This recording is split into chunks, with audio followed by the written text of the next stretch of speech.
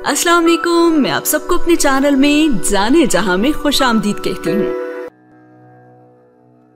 उसे यकीन नहीं आ रहा था कि हुमायूं ने उससे वो सब कहा था, इतने गुस्से बेजारी से जैसे वो उससे उकता चुका था। हाँ, वो मर्द था, वची शानदार सा मर्द, कब तक एक कोमे में बेहोश पड़ी नीम मुर्दा बीवी की पट्टी से लगा रहता। उसको अब वाकई महमल की जरूरत न थी। उसे अब महमल के वजूद से भी उकताहट होती थी। शायद वो अब उससे शादी करने पे पछता रहा था, अपनी वक्ती और जज्बातियत पे नादिम था। दफदन आहट पे उसने आंखें खोली। तैमूर सामने सोफे की उस तरफ खड़ा उसे देख रहा था, चुपती खामोश निगाहें जिनमें अजीब सा तनफ्फुर था। तैमूर, तैमूर बेटा, उसकी जख्मी ममता बिलबिलाई, इधर मेरे पास आओ बेटा, इधर मेरे पास आओ बेटा।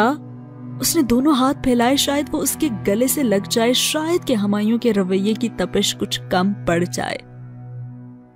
मुझे नहीं आना आपके पास, आई हेट यू, वो तड़क कर बोला और उससे देखते हुए 2 कदम पीछे हटा। हुमायूं के अल्फाज क्या कम थे, जो ऊपर से उस 7 साला लड़के का अंदाज, उसकी रूह तक छलनी हो गई थी। मैंने क्या किया है तैमूर? तुम मुझसे ऐसे क्यों बात कर रहे हो? क्यों नाराज हो मुझसे बेटा?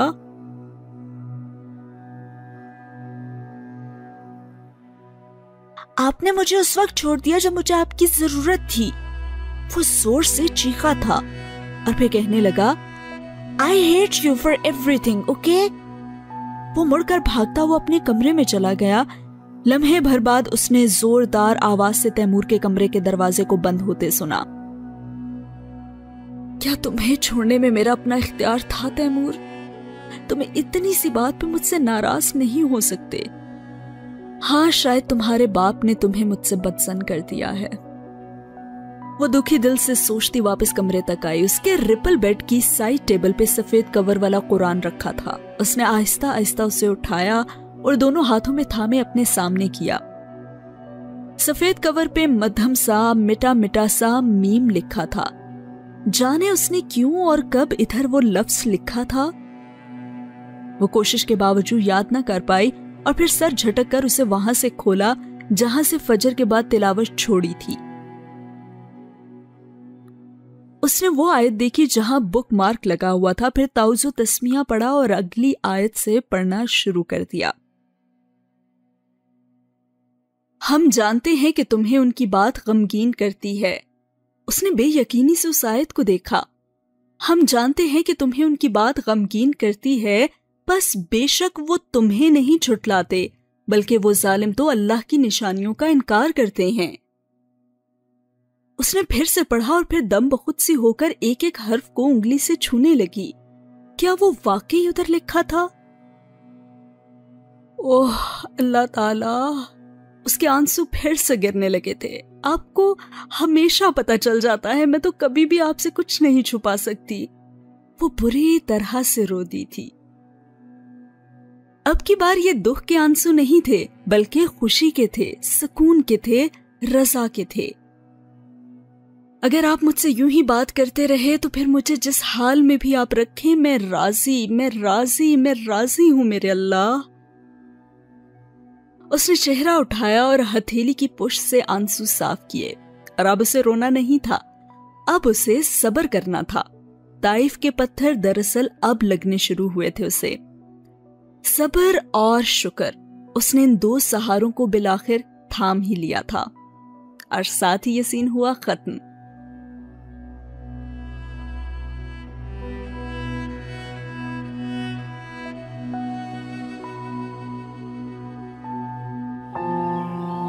अगला सीन वहां से शुरू हुआ जहां पे बिल्कीस उसकी व्हीलचेयर धकेलती सड़क के किनारे आगे बढ़ रही थी।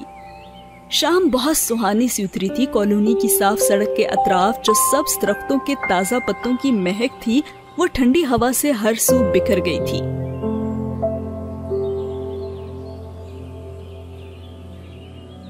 बिल्कीस साथ साथ उसके साथ इधर उधर की छोटी मोटी बातें भी कर रही थी, लेकिन महमल का ध्यान कहीं और ही था।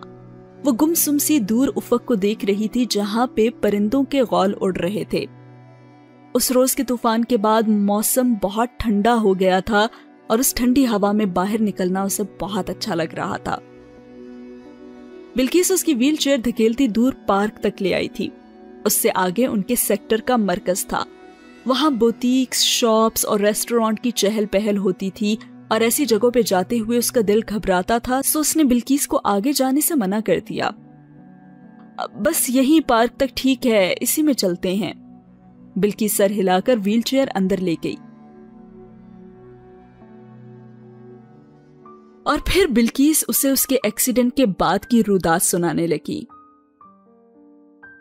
जब आपका एक्सीडेंट हुआ था ना मैमल बीबी, तो साहब बहुत रोए थे। मैंने खुद उन्हें रोते हुए देखा था, बहुत धचका लगा था उनको। कौन? हमायूं? वो चौंकी थी। हाँ जी बीबी साहब, उन्होंने छुट्टी ले ली थी। कई माह तो वो अस्पताल में आपके पास ही रहे थे और तैमूर बाबा को तो वो बिल्कुल ही भूल गया था। मैंने बड़ा किया है तैमूर बाबा को, बड़ा प्यारा बच्चा था हमारा बाबा। जब 4 साल का था ना, तो आपके लिए पूल भी लेकर जाता था और वहां अस्पताल में आपके सराहने बैठकर घंटों बोलता रहता था। तो फिर अब क्या हुआ है उसे बिल्किस? उसने दुख से पूछा था। बिल्किस आहिस्ता आहिस्ता पार्क की पथरीली रविश पे व्हील चेयर चला रही थी। दूर घास पे बच्चे खेल रहे थे और एक तरफ एक बच्चा माँ की उंगली पकड़े रो रहा था। उसे हर बच्चे में अपना तैमूर नजर आ रहा था। बीबी साहब, तैमूर बाबा ऐसा नहीं था, वो तो बहुत प्यार करने वाला बच्चा था। मगर अब पिछले कोई 1-2 सालों से ना वो बहुत चिड़चिड़ा सा हो गया है। साहब जी भी तो उस पे तवज्जो नहीं देता ना। पहले तो खैर वो छोटा था ना, लेकिन अब तो बहुत समझदार हो गया है, सारी बातें समझता है, इसीलिए सबसे नाराज रहता है शायद। और ये तुम्हारे साहब ये ऐसा क्यों कर रहे हैं? अरे बीबी साहब, हमें तो नहीं पता, लेकिन शुरू में वो आपका बहुत ख्याल रखते थे। फिर उनका कराची पोस्टिंग हुआ, वहां वो 2-2.5 साल रहा और जब वो वापस आया तो वो बहुत बदल गया तब। और अब तो 1.5 साल हो गया, अब तो वो तैमूर बाबा का नाम भी नहीं लेते और ना ही उनका हाल वाल पूछते हैं। बीबी साहब, तुम्हें पता है कराची में ऐसा क्या हुआ था कि वो बदल गए? वो खोई खोई सी बोली थी। अब ये तो हमें नहीं मालूम ना बीबी साहब, मगर वो लम्हे भर को हिचकिचाई और उसके बाद कहने लगी, उनके कराची जाने से कोई 2 हफ्ता पहले की बात है कि इधर आपका जो वो घर वाला आपके रिश्तेदार है ना, वो आया था और बहुत बड़ा लड़ाई हुआ था उनका साहब के साथ।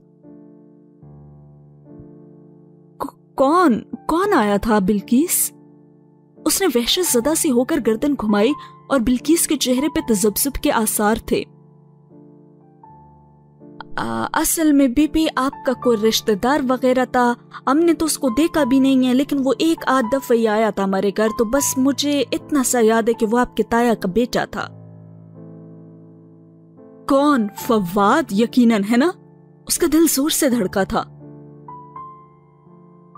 अब नाम वाम तो हमें नहीं पता बीबी साहब, लेकिन वो साहब से बहुत झगड़ा था। इतना देर इन लोगों का झगड़ा होता रहा था और ऊंचा ऊंचा ये आपस में लड़ते रहे थे। लेकिन हुआ क्या था? झगड़ा क्यों हुआ इनका? तो मुझे पूरी बात क्यों नहीं बता रही? वो मुस्तरब और बेचैन सी हो गई थी। देखिए बीबी साहब, मैं तो किचन में थी, मुझे तो कुछ भी समझ नहीं आया कि वो क्यों लड़ रहे थे, मगर शायद कोई कचेरी विचेरी का मामला लग रहा था और दोनों बार बार आपका नाम ले रहे थे बीबी साहब। और उस वक्त ना फरिश्ते बीबी को भी यहाँ बुलाया था साहब ने। वो तो पता नहीं कुछ बोलनी या नहीं, मुझे तो उनका कोई आवाज शावाज नहीं आया। फिर वो आपके तायाजाद ना चले गए और साहब फरिश्ते बीबी पर बहुत देर तक चीखते रहे। जब मैं उनके कमरे में खाने का पूछने के लिए गई ना, तो फरिश्ते बीबी बहुत रो रही थी और अपना सामान भी पैक कर रही थी। और जब मैंने फरिश्ते बीबी से पूछा ना कि वो कहाँ जा रही हैं, तो वो बोली कि मुझे नहीं पता, लेकिन मैं जा रही हूँ। और फिर अगले दिन ये जो अपना रशीद है ना, खाना खराब, इसने हमको बताया कि साहब ने अपना ट्रांसफर जो है कराची करा लिया है और उसके बाद फरिश्ते बीबी वहीं पे रह गई, वो नहीं गई फिर। وہ دم سادھے ساری تفصیلات سن رہی تھی. اس کے پیچھے کیا کیا ہوتا رہا اسے خبر ہی نہیں تھی اس کی. کیا فواد نے ہمایوں کو اس کے خلاف بہکایا تھا؟ اور فرشتے کو اس نے ایسی کیا بات کہی کہ وہ روئی؟ وہ تو بہت مضبوط لڑکی تھی، یوں کبھی نہیں روتی تھی. اس نے تو اس کی آنکھوں میں کبھی آنسو بھی نہیں دیکھے تھے. خدایا. اس نے سر دونوں ہاتھوں میں گرا لیا. اب وہ کیا کرے، کس سے پوچھے؟ فرشتے تو کبھی بھی اسے کچھ نہیں بتائے گی، اور ہمایوں سے تو اسے بالکل بھی امید نہیں ہے، اور تیمور تو اسے دیکھنے کا روادار بھی نہ تھا. پھر کیا کرے وہ؟ صبر اور نماز کا سہارا. اس کے دل سے آواز اٹھی تھی، اور بلقیس کو کوئی جاننے والی مل گئی تو وہ اس سے باتیں بگارنے ذرا فاصلے پہ جا کھڑی ہوئی تھی. محمل نے فوراً قرآن اٹھا لیا. وہ قرآن لیے بغیر گھر سے نہیں نکلتی تھی. اسے آہستہ سے کھولا. کل اس نے جدھر سے تلاوت چھوڑی تھی ان آیات میں نشان لگا تھا، اور وہ پھر غور سے دھیان سے آگے پڑھنے لگی. سورہ مائدہ کی آیت نمبر 10. اے وہ لوگوں جو ایمان لائے ہو، تم ان چیزوں کے بارے میں سوال نہ کرو جو اگر ظاہر کر دی جائیں تو تمہیں ناگوار ہوں. لمحے بھر کو اس کا دماغ چکرا کر رہ گیا، مگر پھر فوراً اس نے خود کو سرزنش کر دیا. یہ کوئی فال نکالنے کی کتاب تو نہیں ہے، اسی لیے اس نے مجھے ایسے سوال کرنے سے منع کیا، اور میں بھی خواہ مخواہ ہی. وہ سر جھٹک کر آہستہ سے آگے تلاوت کرنے لگی. اگلی آیات دوسری چیزوں سے متعلق تھیں.